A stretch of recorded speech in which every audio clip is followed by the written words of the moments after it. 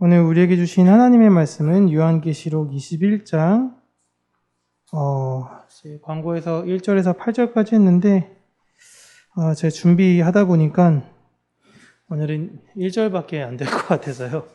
1절만 저희가 이번 주와 다음 주에 걸쳐서 저희가 함께 나눠보도록 하겠습니다. 1절만 두 번 함께 읽겠습니다. 21장 1절입니다. 또 내가 새 하늘과 새 땅을 보니 처음 하늘과 처음 땅이 없어졌고 바다도 다시 있지 않더라. 한 번 더 읽을게요. 또 내가 새 하늘과 새 땅을 보니 처음 하늘과 처음 땅이 없어졌고 바다도 다시 있지 않더라. 아멘. 설교에 앞서서 먼저 우리 강신우 선교사님께서 퇴원하시고 이렇게 좋은 상태는 아니시지만 그래도 안 좋은 상태에서 한 곱이 넘기신 그거라서 한편으로는 좀 다행이고 감사한 것 같습니다. 계속적으로 지금도 기도해 주시지만 꾸준히 우리 선교지, 우리 사역하시는 분들을 위해서 우리가 함께 더 기도하시고요. 나눌 수 있는 것들은 나누었으면 좋겠습니다. 벌써 요한계시록이 98번째 이제 설교고요. 좀 있으면 100회 특집이죠. 아마 2년이 넘는 계시록 설교를 했는데 다시금 우리가 회자해 봤을 때 처음부터 다시 해도 왠지 새롭지 않을까. 이게 분명히 들었지만 다시 새롭지 않을까라는 생각을 하곤 있지만요. 다음에 다른 성경 본문도 다 하나의 내용이기 때문에 이 계시록에 관련된 말씀을 자꾸만 우리가 보면서 계속 그렇게 우리 교회가 말씀 안에서 성장되어져 가는 교회가 되었으면 좋겠습니다. 자, 이제 결론이에요. 21장부터 결론인데 이제 우리가 그토록 기다렸던 새 하늘과 새 땅에 관련된 내용입니다. 이걸 한문으로 이야기하면 신천지죠. 그죠? 새로운 하늘과 땅, 신천지. 성경은 막연한 천국은 좋은 것만 있을 거다라는 결론으로 사실은 이야기하고 있지는 않습니다. 그 천국에 이르는 자들이 이 땅에서 어려움을 충분히 겪을 것을 이야기하고 있고요. 그들이 겪는 그 어려움은 자신의 잘못 때문인 것이 아니라 예수 그리스도를 믿는 그 사실 하나 때문에 어려움을 겪게 될 것이다 라고 계시록만이 이야기하는 게 아니라 모든 성경이 다 이야기하고 있는 것입니다. 그렇게 이 세상의 유혹에서 십자가를 붙들었던 사람들은 결국 그 마지막은 이긴다라는 것으로 새 하늘과 새 땅이 등장하고 있는 것이에요. 그리고 그 마지막 순간까지 교회가 직접 이 세상을 징벌하며 심판하는 것이 아니라 교회는 자신이 겪은 모든 일의 증인일 뿐입니다. 세상을 판결하고 벌하시는 분은 하나님이시다라는 걸 믿는 게 교회예요. 세상과 달라요. 세상은 내가 판단하고 내가 심판하겠어 라는 것이 세상이죠. 그래서 영화를 볼 때도 그런 히어로들이 나오는 영화가 그렇게 통쾌한 거예요. 막 권선징악, 나쁜 사람들을 무너뜨리고 막 어떤 정의가 바로 세워지는 거 볼 때마다 우리의 그냥 아드레날린이 막 나오는 게 사람 안에 이런 죄성이 있기 때문에 그렇습니다. 그러나 하나님을 믿는 사람들은요, 내가 심판자, 내가 판단자, 내가 법관의 위치에 있는 것이 아니라 그 위치엔 하나님이 계시고 나는 단순히 증인으로 증언하는 사람이다라는 걸 고백하는 것이에요. 이게 진짜 어렵죠. 교회는 자신의 억울함에 자신이 판결을 내리고 집행하지 않습니다. 마지막까지 하나님께 내어 맡기며 하나님의 의로우신 판결을 신뢰합니다. 그들이 얻는 위로와 평강이 그 나라에 있는 거예요. 1절 보시면 처음 하늘과 처음 땅, 처음 바다가 다 없어졌다라고 나옵니다. 새 하늘과 새 땅이 생길 때 처음 만들어진 것들은 다 없어진다라고 하죠. 여기서 그럼 궁금한 게, 그러면 우리가 살고 있는 지구가 펑 사라지고 우리는 죽고 나면 또 다른 어느 곳에 행성이 됐건 어느 곳이 됐건 그곳에서 새로운 육신으로 입어 사는 것이냐, 아니면 이 지구가 전혀 다른 모습으로 되어지는 것이냐 라는 것이 궁금하죠. 글자적으로만 보면 지구가 다 사라지는 것 같잖아요. 이걸 다음 주에 한번 이야기해 보도록 하겠습니다. 여러분, 50억 년 뒤면 이제 태양이 다 폭발해 가지고요. 태양이 이제 폭발해져서 없어진다고 합니다. 그래서 태양이 폭발해지면 지구가 과연 살아남냐, 살아남지 않냐라고 많은 천체 물리학자들이 막 논란이 있었어요. 그래서 어떤 사람들은 사라진다라고 이야기하기도 하고요. 어떤 사람은 지구가 사라지지 않는다라고도 이야기를 합니다. 생물체가 산다라는 이야기가 아니에요. 지구가 있느냐 없느냐의 문제예요. 태양이 없으면 다 얼어 죽습니다. 사람은 다 죽어요. 근데 지구가 있느냐 없느냐의 문제인 거죠. 그래서 사람들은요, 천체 물리학자는 사람은 다 죽을지 모르겠지만 이 땅은 사라지지 않을 것입니다 라고 이야기를 하고 있어요. 그런데 오늘 계시록에는 이 땅이 사라진다라고 이야기를 하고 있죠. 지구의 땅이 사라지는 것은 태양이 소멸해서가 아니라 아무래도 운석이 날아와가지고 이 달만한 운석이 지구를 정확하게 부딪혔을 때 지구가 아예 흔적도 없이 터지게 되지 않는 이상 지구는 사라지지 않을 거다라고 합니다. 그런데 그런 일들이 내가 살아있을 때는 잘 일어나지 않을 거다라고 우리가 생각하죠. 최근 나사에서 어떤 인공위성 같은 거를 이제 로켓을 발사하는데요. 이 로켓을 왜 발사하냐 했더니 어떤 행성이 있는데 이 행성을 맞춰서 이 로켓으로 슉 날아가가지고 얘가 딱 맞아서 행성의 위치가 바뀌냐 안 바뀌냐 이걸 시험하기 위해서 지금 이걸 쏜대요, 나사에서. 그래서 사람들이 걱정하고 있죠. 잘못 쏴가지고 잘못 움직이면 이게 지구로 올까봐 괜한 허튼 짓거리 하지 말라고 하는데 별의별 실험들을 진짜 다 하고 있어요, 똑똑한 사람들이. 근데 사람들은 사실상 내가 살아있는 동안에는 뭐 운석이 와서 떨어져가지고 막 지구가 다 멸절되고 이런 것들은 상상하지 않습니다. 그리고 오히려 내가 있는 이 땅은 영원할 것 같아 보이기 때문에 더 가지고 누리려고 애를 쓰게 돼요. 그런데 하나님께서 이 땅을 지으신 이유를 성경에서는 자, 교회야, 너희가 이 땅에서 잘 먹고 잘 살아야 된다 라는 것이 아니라 이 땅은 잠시 왔다 가는 곳이다 라고 우리에게 말씀해 주신다라는 겁니다. 그런데 사람들이 그걸 스스로 깨달을 수가 없다라는 것이 성경의 내용이에요.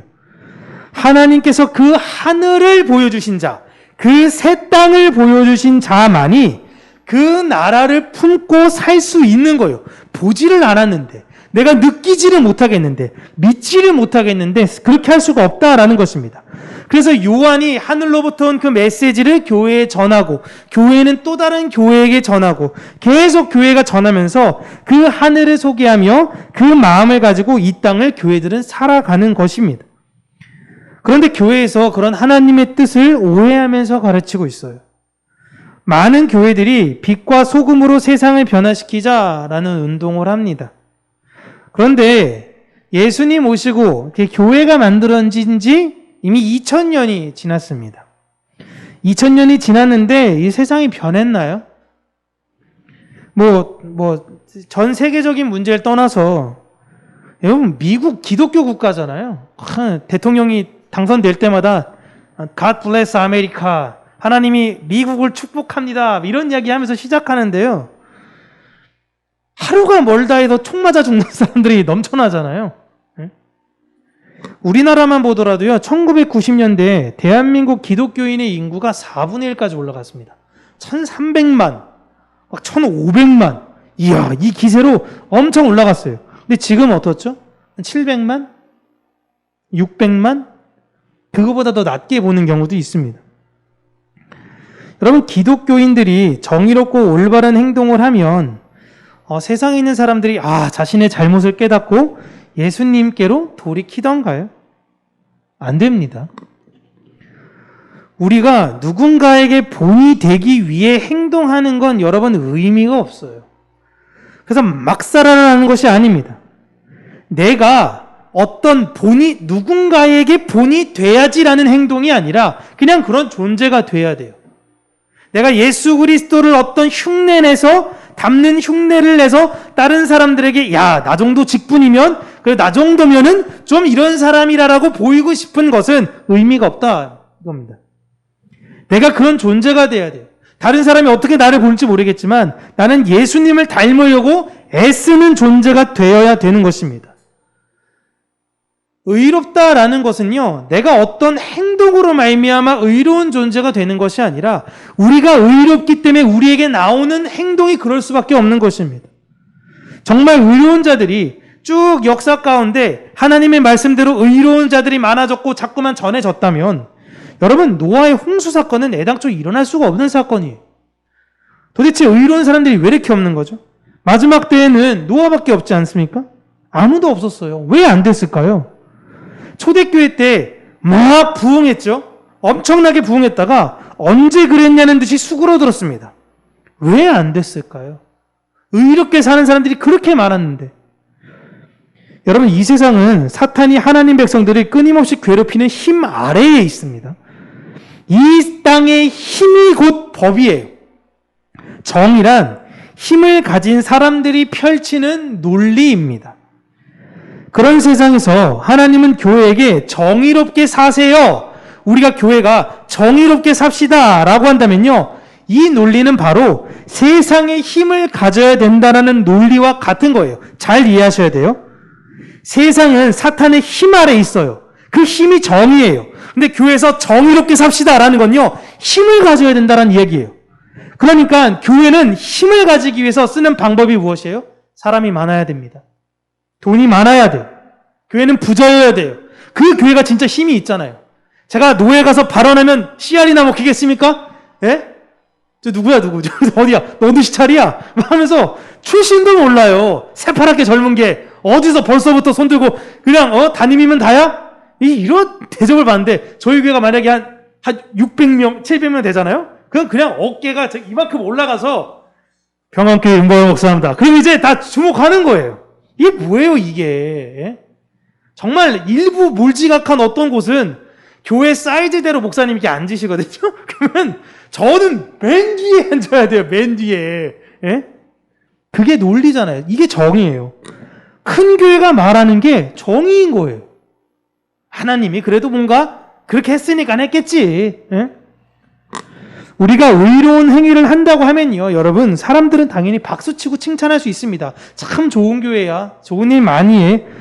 그런다고 해서 사람들이 더 많이 구원 얻는 것이 여러분 아니에요. 그렇다고 억지로 나쁘고 불량하게 살라는 것이 아닙니다. 제가 말씀드리는 것은 구원은 인간의 행동에 따라서 되어지는 것이 아니다라는 거예요. 우리 교회가 좋은 일을 이 지역에 많이 해서 많은 사람들이 우리 교회 안에 올 수 있어요. 더 많은 데가 소문이 나서 다른 지역에서 올 수도 있어요. 서울, 경기도에서 올 수도 있죠. 그런다고 해서 그들이 다 구원받는 것은 아니더라라는 것입니다. 이걸 잘 구분하셔야 돼요. 교회는 아무 값없이 받은 구원의 은혜에 힘입어 다른 이들을 나 또한 내가 값없이 그 은혜를 얻었으니 그 은혜를 아무 값없이 흘려주는, 도와주는 사람들입니다.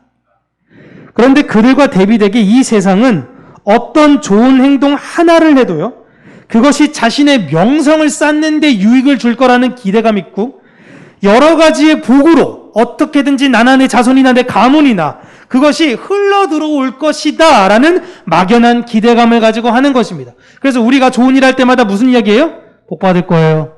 복 받을 거예요. 누가 주는데요, 그 복은?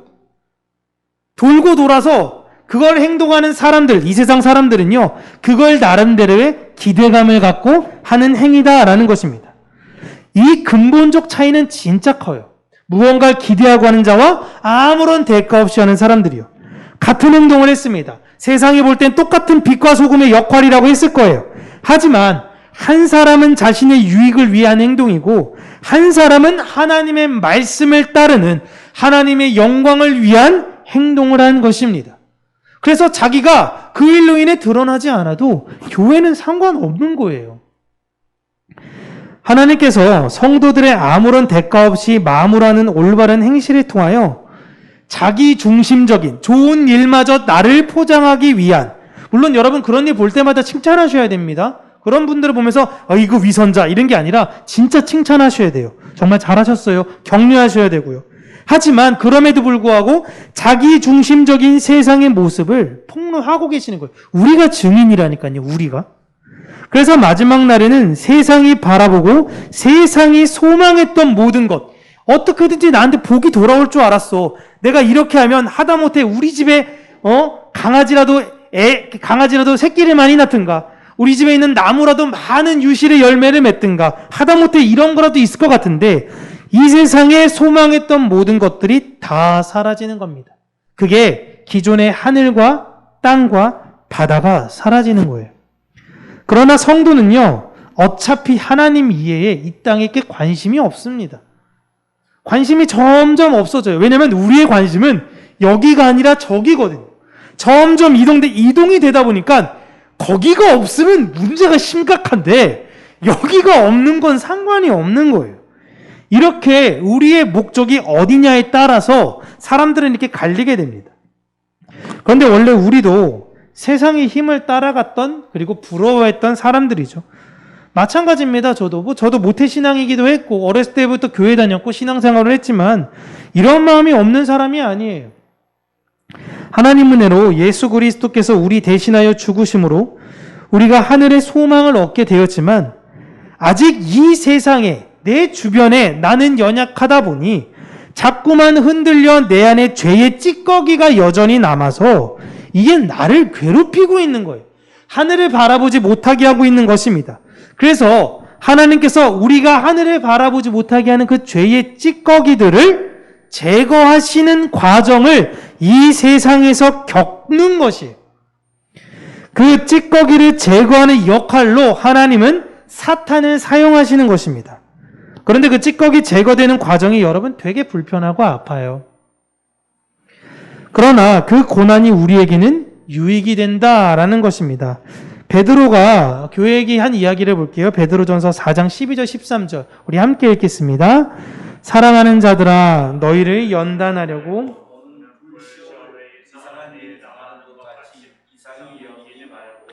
오히려 너희가 그리스도 고난에 참여하는 것으로 즐거워하라. 이는 그의 영광을 나타내실 때에 너희로 즐거워하고 기뻐하게 하려 함이라. 아멘. 여기서 지금 베드로가 불시험이라고 이야기를 합니다. 당시에 많은 크리스찬들이요, 불에 태워 죽었습니다. 이게 불시험인가요? 불사망? 왜 우리는 하나님을 이렇게 신실하게 믿고 의롭게 살고 빛과 소금의 삶으로 우리는 자꾸만 드러내는데 왜 사람들은 우리를 불태워 죽여요? 왜 세상 사람들은 이렇죠? 이걸 베드로와 모든 당시의 지도자들에게 질문은 한 것입니다. 나쁘게 살아서가 아니에요. 그런데 베드로가 이야기하기를 이상한 일로 여기지 말래요. 오히려 이게 우리에겐 당연한 것이다라는 겁니다. 왜? 예수님께서 무엇을 잘못하셔서 십자가에 달려 돌아가셨니? 교회야? 아니다라는 겁니다. 아무런 죄 없이 죽으셨는데 그 예수 그리스도의 그 반열에 우리가 함께 지금 동참되고 있는 것입니다 라고 베드로는 교회에게 이야기하고 있는 것입니다. 그로 인해 요한의 말씀은 나중에 이거에 힘을 더해서 우리는 둘째 사망, 그 불못에 진짜 영원히 꺼지지 않는 불에는 우리는 들어가지 않습니다 라고 이야기하고 있는 거예요. 그래서 지금 잠시 당하는 이 고난에 우리가 참여할 때에 오히려 즐거워하라 라고 이야기를 하고 있는 것입니다. 바울을 볼게요. 바울은 빌립보서에서 이렇게 이야기합니다. 그리스도를 위하여 너희에게 은혜를 주신 것은 다만 그를 믿을 뿐 아니라 또한 그를 위하여 고난도 받게 하려 하심이라. 아멘. 보세요. 고난이 피할 수 있는 게 아니에요. 어떤 크리스찬은 고난이 하나도 없던데요. 이거 잘못하면 바울이 이야기했듯이 사생아일 수 있습니다. 고난은 피할 수가 없다라고 이야기해요. 하나님께서 우리에게 예수 그리스도를 위하여 은혜를 주셨는데 그 예수 그리스도께서 주신 은혜는 돈, 명예, 성공, 어떤 내가 더 높은 데로 올라가는 그런 것이 아니라 그 안에 고난이 포함되어져 있다라는 거예요. 근데 은혜다라는 것입니다. 그러니까 성도가 어려움을 겪게 되는 것은 내가 기도를 안 해서나 말씀을 잘 안 읽어서가 아니다라는 거예요. 그렇다고 해서 여러분, 때로는 내가 어지간히 기도를 안 하고 성경을 안 읽었으면 내가 무슨 일을 당했을 때 내가 너무 기도 안 했나? 이건 진짜 하나님 사인이에요. 기도하라는.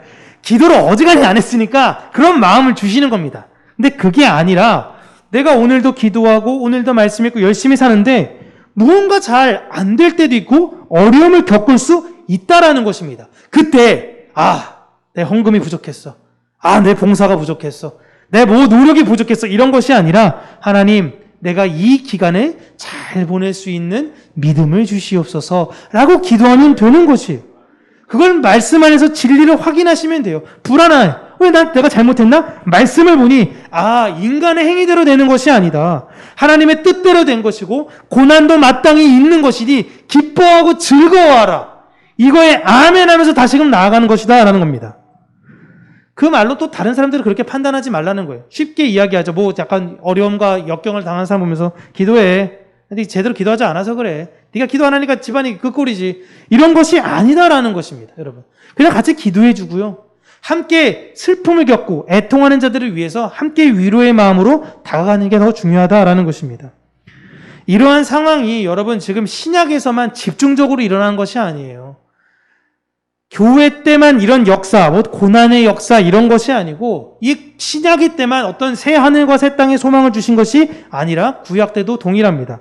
오늘은 이사야 말씀만 한번 살펴볼 텐데요. 이사야 35장 4절에서 10절까지 우리가 한번 함께 읽겠습니다. 시작. 겁내는 자들에게 이르기를 굳세어라 두려워하지 말라. 보라 너희 하나님이 오사 보복하시며 갚아주실 것이라. 하나님이 오사 너희를 구하시리라 하라. 그때 맹인의 눈이 밝을 것이며 못 듣는 사람의 귀가 열릴 것이며 그때 저는 자는 사슴같이 뛸 것이며 말 못하는 자의 혀는 노래하리니 이는 광야에서 물이 솟겠고 사막에서 시내가 흐를 것임이라.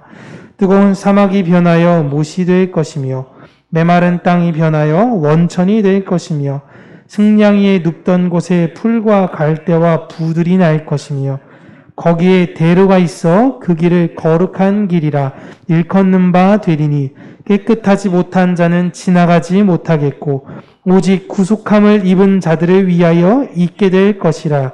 우매한 행위는 그 길로 다니지 못할 것이며 거기에는 사자가 없고 사나운 짐승이 그리로 올라가지 아니하므로 그것을 만나지 못하겠고 오직 구속함을 받은 자만 그리로 행할 것이며 여호와의 속량함을 받은 자들이 돌아오되 노래하며 시온에 이르러 그들의 머리 위에 영영한 희락을 띠고 기쁨과 즐거움을 얻으리니 슬픔과 탄식이 사라지리로다. 아멘. 지금 겁내는 자들에게, 두려워하는 자들에게 하나님께서 이사야를 통해서 말씀하십니다. 새 하늘과 새 땅, 내가 선택한 그들이 걷는 길이 있고 그들이 다다랄 그 장소가 있다. 거기에는 너희들이 그렇게 무서워하는 모든 대상들도 없고 너희들에게 참 평안과 기쁨만이 있을 것이다 라며 지금 용기를 주고 있는 것입니다. 이사야 35장만이 아니에요. 이사야 51장 11절 보시면 여호와께 구속받은 자들이 돌아와 노래하며 시온으로 돌아오니 영원한 기쁨이 그들의 머리 위에 있고 즐거움과 기쁨을 얻으리니 슬픔과 탄식이 달아나리이다. 아멘. 그곳에 가면 우리의 영원한 슬픔과 괴로움, 두려움들이 없을 것이다 라는 것입니다. 이 땅에서 우리는 그렇기 때문에 이 세상의 것에 집착하고 두려워하고 겁내서는 안 되는 거예요. 우리의 가야 될 본향이 있다라는 걸 성경은 계시록뿐만이 아니라 모든 성경에서 하나님의 백성들에게 하나님의 기름 부음 받은 자를 세워서 말씀하고 계신다라는 것입니다. 그리고 이 일에 또 우리가 증인이 되어 또 다른 교회들에게 그 말씀을 전해야 되는 필요성이 있는 것입니다. 이사야 65장 하나만 더 보고 이제 구약에 대해서 이야기를 마치도록 할 텐데요. 65장 17절에서 25절입니다. 우리 함께 읽을게요. 시작. 보라, 내가 새 하늘과 새 땅을 창조하나니 이전 것은 기억되거나 마음에 생각나지 아니할 것이라. 너희는 내가 창조하는 것으로 말미암아 영원히 기뻐하며 즐거워할지니라. 보라, 내가 예루살렘을 즐거운 성으로 창조하며 그 백성을 기쁨으로 삼고 내가 예루살렘을 즐거워하며 나의 백성을 기뻐하리니 우는 소리와 부르짖는 소리가 그 가운데서 다시는 들리지 아니할 것이며 거기는 날수가 많지 못하여 죽는 어린이와 수완이 차지 못한 노인이 다시는 없을 것이라. 곧 100세에 죽는 자는 젊은이라 하겠고 100세가 못되어 죽는 자는 저주받은 자이리라. 그들이 가옥을 건축하고 그 안에 살겠고 포도나무를 심고 열매를 먹을 것이며 그들이 건축한 데에 타인이 살지 아니할 것이며 그들이 심은 것을 타인이 먹지 아니하리니 이는 내 백성의 수완이 나무의 수완과 같겠고 내가 택한 자가 그 손으로 일할 것을 길이 누릴 것이며 그들의 수고가 헛되지 않겠고 그들이 생산한 것이 재난을 당하지 아니하리니 그들은 여호와의 복된 자의 자손이요 그들의 후손도 그들과 같을 것임이라. 그들이 부르기 전에 내가 응답하겠고 그들이 말을 마치기 전에 내가 들을 것이며 이리와 어린 양이 함께 먹을 것이며 사자가 소처럼 짚을 먹을 것이며 뱀은 흙을 양식으로 삼을 것이니 나의 성산에서는 해함도 없겠고 상함도 없으리라. 여호와께서 말씀하시니라. 아멘. 계시록 말씀과 똑같아요. 이사야를 통해서도 당시에 이스라엘 백성들이 잘 이해할 수 있게끔 그들이 볼 때 천국에 대한 모습, 이걸 새하늘과 새 땅으로 지금 묘사하고 있는 것입니다. 그런데 이사야가 말씀을 전한 당시 남유다의 그 상황을 보시면요, 사실상 사도 요한이 겪었을 때와 크게 다를 바가 없는 시기였습니다. 이사야가 어린 시절에는 그나마 외세의 침략이 없고 남유다의 선지자였거든요. 외세의 침략이 없었는데 이사야가 예언을 받았을 무렵, 예언을 했을 무렵 때는요, 그때 당시 북쪽에 아수르가 엄청나게 커졌습니다. 그래서 아수르가 너무 커지니까 이게 무서운 거예요. 그래서 북이스라엘과 옆에 있던 아람, 지금 시리아입니다. 이 두 나라가 동맹을 맺고 남유다에 있는 아하스 왕에게 의해서 야, 우리 셋이 연합군으로 아수르를 공격하자라고 이야기를 해요. 근데 아하스는 두려운 겁니다. 그래서 아하스는 난 싫어. 우리 지면 어떡해? 해가지고 반대하죠. 그러니까 북이스라엘과 아람이 누구를 먼저 공격해요? 유다를 먼저 공격합니다. 그래서 유다를 공격해서 그 유다를 공격당한 것으로 인해 그 전쟁에 12만 명의 사람이 죽어요. 그리고 굉장히 많은 유다의 사람들이 포로로 위로 끌려갑니다. 그때 이사야가 아수르 왕의 마음을 알고 찾아가서 아하스 왕을 찾아가서 아하스 왕이요, 이 일로 인해서 아수르를 의지하시면 안 됩니다. 하나님을 의지하셔야 됩니다. 하나님을 의지하셔야 됩니다. 라고 했지만 아하스는 말도 안 되는 소리 하고 있어. 지금 풍전등한데 나라가 망하게 생겼는데 하나님한테 기도하면 하나님이 다 들어주시나? 하나님 나 별로 안 믿어. 그래가지고 아수르에게 충성맹세를 해요. 그래서 아수르에게 충성맹세하니까 아수르가 어떡합니까? 내려가서 북이스라엘과 아람을 손을 좀 봐줘요. 이것들이 해가지고 손을 좀 봐줍니다. 그리고 이제부터 남유다는 아수르의 신하가 되겠습니다 라는 의미로 조공을 바쳐요. 그런데 여러분, 이게 우리나라 동아시아 정서와 좀 달라서요, 당시에 신하가 되겠다라는 의미는요, 그 나라의 신을 저도 모시겠다라는 의미예요. 그러니까 그 나라에 있는 우상을 갖고 와서 곳곳에 신전을 세워야 되는 것입니다. 이걸 이사야가 계속 반대했던 거예요. 그 뒤로 아하스가 물러가고 히스기야 때는 그래도 히스기야가 이사야의 말을 잘 듣습니다. 잘 들었는데 히스기야가 죽고 그 아들 므낫세는요, 다시 아하스 때보다 훨씬 더 심해져요. 그런데 그 므낫세를 찾아가서 이렇게 하면 안 됩니다 하니까 결국엔 므낫세가 이사야를 죽여버리죠. 전승에 의하면 톱으로 켜가지고 죽였다라는 이야기도 합니다. 그러니까 당시에는요, 이사야 당시에 이 말씀을 전할 때는요, 그냥 전쟁의 공포 가운데 늘 있었던 시기였어요. 북이스라엘이 군대들이 막 움직이는 거 볼 때마다 소문이 퍼져서 움찔움찔하고요. 아수르, 아람, 밑에는 애굽, 온통 두려운 것 투성이었던 것입니다. 언제 죽어도 이상하지 않아요. 내일 당장 이들이 쳐들어와서 우리 걸 다 뺏어가도 이상하지 않는 겁니다. 오늘 보시면 65장 22절에 내가 집을 열심히 지었습니다. 지었는데 타인이 그 집에 거한대. 그게 무슨 말이냐면 내 집 다 전하니까 뺏어간다라는 거예요. 내가 농작물 다 만들어놨는데 걔네들이 와가지고 내 농작물 다 가져간다라는 거 아닙니까? 네? 여러분 천고마비라는 이야기가 왜 나왔죠? 가을에? 네? 하늘은 높고 말은 살찐다. 여러분 이게 좋은 이야기입니까? 옛날에 고려시대 때 이게 농작물이 많이 번성하면요, 야 말이 진짜 많았다. 그럼 몽골군 애들이 또 올려와가지고요 말 타고 와가지고 다 가져갔어요. 진짜 긴장해야 되는 시기인 거예요. 하늘은 높고 말은 살찐 시절. 진짜 조심해야 되는 시기인 겁니다. 이들이 이랬어요. 늘 두려움 가운데 살았습니다. 그런데 이런 상황에서 이사야가 이야기하는 게 되게 뜬구름 잡는 것 같은 이야기를 하는 거예요. 하나님의 백성이요, 하나님을 바라보십시오. 하늘을 바라야 됩니다. 이 땅은 우리의 고향이 아니고 우리의 본향은 저 하늘에 있습니다. 그곳에 우리의 새 하늘과 새 땅이 마련되어 있을 것입니다. 여러분 제발 하늘을 바라보며 사십시오 하는 것이었습니다. 하늘을 바라보며 살라는 것이 무엇입니까? 맨날 기도만 하라는 것인가요? 아니에요. 하나님께서 주신 말씀 지키면서 살라라는 것입니다. 즉 하나님을 사랑하며 이웃을 사랑하는 것, 예배에 대한 내 마음, 그리고 이웃에 대한 내 마음, 이것이 다른 마음이 아니라 한 마음을 가지고 가라라는 것입니다. 내일 당장 내 모든 걸 다 빼앗길지도 몰라요. 내일 내가 죽을지도 몰라요. 모르는 판에 다른 사람을 도와주라라는 것입니다.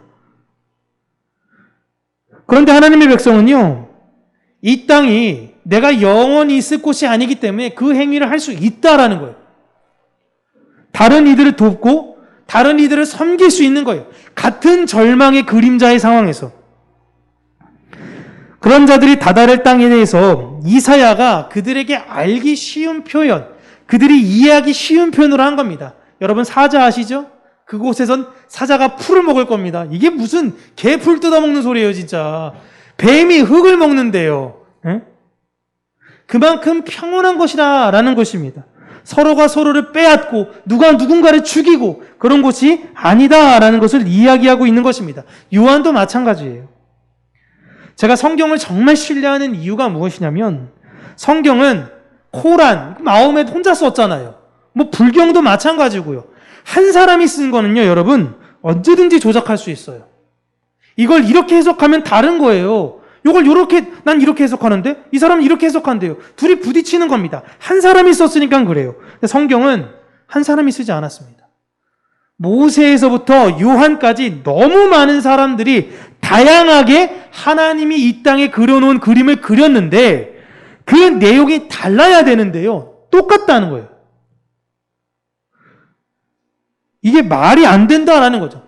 완벽한 통일성이 있는 거예요. 이사야가 이야기하는 것, 바울이 이야기하는 것, 베드로가 이야기하는 것, 요한이 이야기하는 것 다 같은 것입니다. 이사야, 요한뿐 아니라 지금 그 하늘과 새 땅을 바라보는 우리 또한 같은 마음을 가지고 또 다른 교회에게 새 하늘과 새 땅을 기다리라고 전하며 사는 것이에요. 그 행위로 우리는 이 땅에 소망을 두면서 살지 않습니다. 우리는 진짜 새 하늘과 새 땅을 소망하면서 살아요.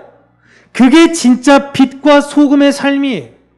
잘 기억하시길 바랍니다. 빛과 소금의 삶은 내가 어떤 덕망을 쌓아서 내가 위인으로 가는 것이 절대 아니에요. 새 하늘과 새 땅을 보기 때문에 이 땅의 것을 기꺼이 배설물로 여기는 삶. 그 삶이 바로 빛과 소금의 삶이다라는 것입니다. 나는 빛이요 소금의 삶을 살려고 애쓰지 않아요. 그런데 그 삶이 내 안에 계신 성령으로 말미암아 내가 예수 그리스도를 진리로 믿기 때문에 나올 수밖에 없다라는 것입니다. 여러분 이 세상은 사라집니다. 제가 늘 말씀드리지만 눈 감고 뜨면요 그냥 다 끝난 거예요. 그냥 새 하늘과 새 땅이에요 거기가. 예? 분명히 이 땅은 끝납니다. 이 땅에 마지막이 있습니다. 그리고 우리가 돌아가야 될 새로운 본향이 있습니다. 저는 그곳을 모두가 소망하는 우리 평강교회 모든 성도님들이 되기를 바랍니다. 그로 인해 오늘도 빛과 소금의 삶을 내 삶 가운데서 살아내고 담당하고 그리고 오늘도 한 걸음 한 걸음씩 그 믿음으로 걸어가는 우리 모두가 되기를 주님의 이름으로 축복합니다. 기도하겠습니다. 참 좋으신 하나님 아버지, 우리가 평안 가운데 주를 찬양하며 노래하는 것이 아닌 고난과 절망 가운데서도 주의 이름을 부르며 주께서 새 일을 행하실 것들을 기대하며 그 나라에 대한 소망으로 사는 자들이 되게 하여 주시기를 간절히 간구하고 소원합니다. 우리의 가진 제한적인 것으로 다시금 더 많은 사람들을 나누며 섬기며 그들을 이해하며 베푸는 자들이 되어지길 원하고 또 우리 평강교회가 그런 교회가 되어지기를 간절히 원합니다. 하나님의 은혜와 사랑이 무엇인지를 이 지역 가운데, 이 나라 가운데에 알리고 전하는 교회가 되게 하여 주시는 은혜 허락하여 주시고 우리의 마음이 이 땅의 것을 붙잡고 연연해하며 살아가는 것이 아니라 하늘에 있는 진리를 바라보며 이 말씀을 붙잡고 걸어가는 모든 성도님들이 되게 하여 주시옵소서. 예수님 이름으로 기도합니다. 아멘.